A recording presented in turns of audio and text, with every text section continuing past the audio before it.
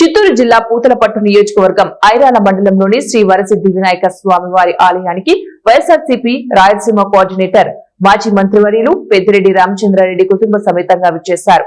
YSRCP Congress party ముఖ్యమంత్రి YS Jaganmohan రెడ్డికి పూర్తి ఆశీర్వాదం ఇవ్వాలని స్వామివారిని ప్రార్థించినట్లు తెలిపారు.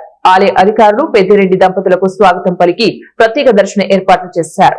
అనంతరం వేద పండితులు ఆశీర్వచనం మండపంలో వేద ఆశీర్వచనాలు అందించి తీర్థ ప్రసాదాలను అందజేశారు.